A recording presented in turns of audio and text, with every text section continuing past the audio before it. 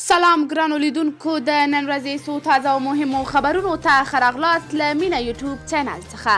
مقاومت جبهې د عیدګاه جومات د تروریستي پیښې مسؤلیت ومانه. د احمد مسعود په مشرۍ د طالبانو د واکمنۍ خلاف جنګیدونکې ډله چې ځان د افغانستان د ملي مقاومت او ژغورنې ملي جبهه ګڼي د کابل عیدګاه جومات په څیرمه د پروني تروریستي چاودنې مسؤلیت ومانه. یا د ډلې په یوه اعلامیه کې دا کړي چې په دغه چاودنه کې د طالبانو 15 مهم قماندانان وژل شوي او 14 نور وسلوال یې ټپیان شوي دي. د مقاومت جبهې په اعلامیه کې دا هم ویل شوي چې دا جبهه د مخکینی حکومت له امنیتي ځواکونو، مجاهدینو، د پوهنتون استادانو او قلموالو لخوا جوړه او ژر به په مرکز او ولایتونو کې خپل تشکیلات هم اعلان کړي. سره له دې چې مقاومت جبهې په دغه چاودنه کې د طالبانو مرګ ژوبلې ادعا کوي، خو خبري رسنیو وژل شوي او ټپیان ملکي وګړي ګڼلي دي. دا لومړی ځل دی چې مقاومت جبهې د طالبانو خلاف په اعلان کړې جګړه کې د یوې تروریستي پیښې مسؤلیت منلی دی. طالبانو په دې پیښه کې د 2 ملکیانو وژل کېدل او 4 نورو ټپي کېدل تایید کړي، خو الجزیرې تلویزیون بیا د وژل شویو شمېر 14 تنه ښودلی دی. حقانی وایي د تیرو 20 کلونو د ښوونځیو له فارغانو د هیڅ شي تمه نشي کېدی. د طالبانو لوړو زده کړو وزیر عبدالباقي حقانی ویلي چې په تیرو 20 کلونو کې د ښوونځیو څخه فارغ شوي کسانو څخه د هیڅ شي تمه نشي کېدی. هغه یادې خبرې د پوهنتون استادانو سره په لیدنه کې کړي دي. ښاغلي حقانی زیاته کړي موږ باید ښوونځیو ته ښوونکي ورکړو ترڅو خپل راتلونکی نسل په داسې ارزښت وروزي چې زموږ په درد ولګیږي او له هغوی څخه تمه وکړو. د هغه په خبره راتلونکی نسل باید له لومړني ښوونځي څخه تر وروستي په داسې بڼه وروزل شي چې ترې کار واخیستل شي.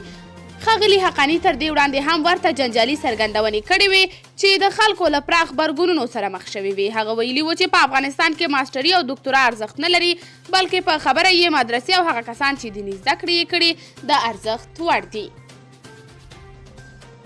عمران خان د طالبانو او تاجکستان منځګړیتوب پیل کړی. د پاکستان صدر اعظم عمران خان چې هیواد یې د طالبانو په واک ته رسولو کې په اساس نقش لرلو تورن دی، له طالبانو سره د تاجکستان د حکومت د منځګړیتوب هڅې پیل کړي دي.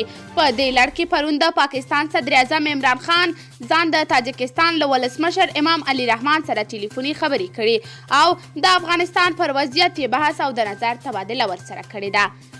ویل شوي چې دواړو لوریو په افغانستان کې د ثبات د تامینولو لپاره پر ګډو هڅو موافقه کړې ده.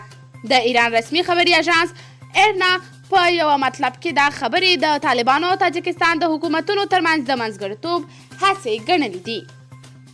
د تاجکستان او پاکستان مشرانو څو ورځې مخکې د شانګهای تړون د کلنۍ غونډې په څنګ کې ویلي و چې په تاجکستان کې د طالبانو او د هغوی د حکومت د مخالفانو ترمنځ د سولې خبرو منځګړیتوب ته چمتو دي.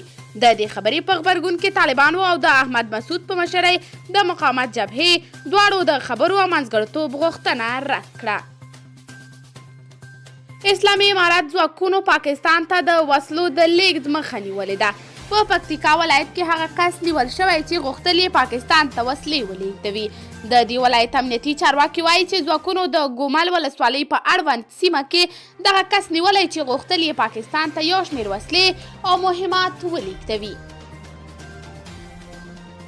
ایرو ایشیا وایي پاکستانی طالبان به له خپل دریځ په شا شي. ایرو ایشیا ریویو په یوه مقاله کې په پاکستان کې د TTP د وروستیو ګواښونو په اړه بحث کړی دی. په مطلب کې راځي چې دغه ډله پر خپل دریځ ولاړه ده او د عمران خان د سولې غوښتنه به ونه مني. سرچینه کاږي دمګړۍ TTP تر ول هر وخت پیاوړي شوي دي، نو له همدې امله پاکستانی حکومت اړ شوی چې دغه ډلې ته د سولې وړاندیز وکړي. ایرو ایشیا وایي چې TTP د پاکستان طالبان دي، د پاکستانی حکومت د چلند له امله رامنځته شوي او په هیڅ ګاونډي هیواد پورې اړه نه لري. سرچینه کاږي چې یاده ډله به پاکستان ته په لوی سرخوږي بدله شي او ښایي د دغه هیواد بیلې برخې له خطرونو سره مخ کړي. د اروپایي ټولنې د بهرني سیاست مسؤل جوزف بوریل په تازه څرګندونو کې ویلي چې د افغانستان اقتصادي او ټولنیز وضعیت له پاشل کېدو او باید دغه هیواد وژغورل شي. د په خبره د افغانستان ژغورل کېدل د طالبانو په چلند پورې تړلي دي. بوریل وایي طالبان باید نړیوالو قوانینو ته درناوی وکړي، د افغانستان د خلکو بشري حقونه رعایت کړي او په خپل ښه چلند سره د افغانستان له سقوط وژغوري. د امریکا د سنا پخوانی غړي وایي افغانستان کې د امریکایي پوځي مشرانو ماموریت ناکام و.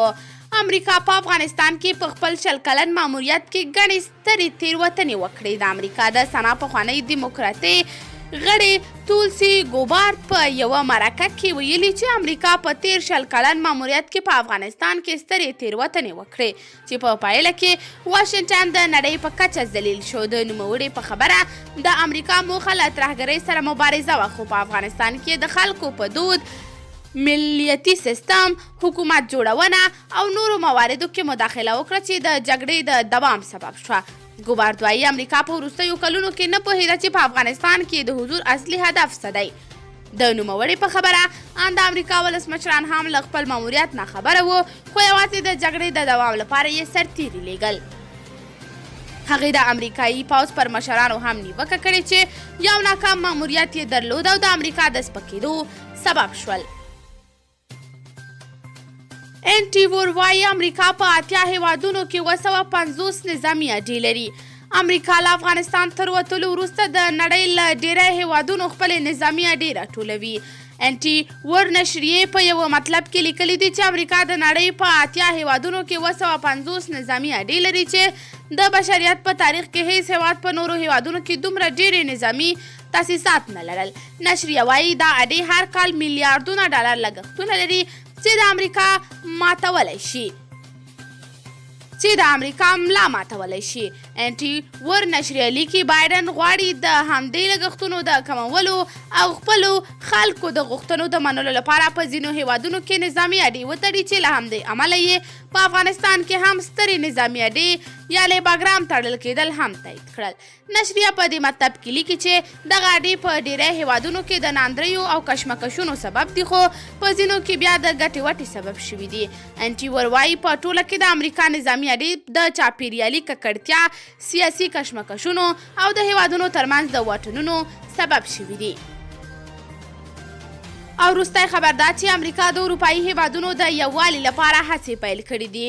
د راپورونو له مخې د امریکا د بهرنیو چارو وزیر انتوني بلینکن پاریس ته تللی او هلته به د فرانسې له حکومتي مشرانو سره د وروستي رامنځته شوي کړکېچ په اړه خبرې کوي. د فرانسې او امریکا ترمنځ اړیکې وروسته له هغې ترینګلې شوې چې امریکا اسټرالیا له فرانسې سره د نظامي اوبتلونو د پیرلو له معاملې راوګرځوله.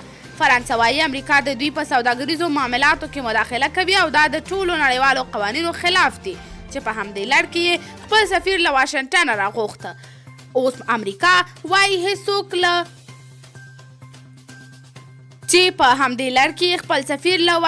قدرمنو لیدونکو، دا و د نن ورځې تر دې مهاله وروستي خبرونه. تر بیا نورو خبرونو او راپورونو چې ستاسې درانه چوپړ ته حاضرېږم، په لوی الله مو سپارم. د الله په امان.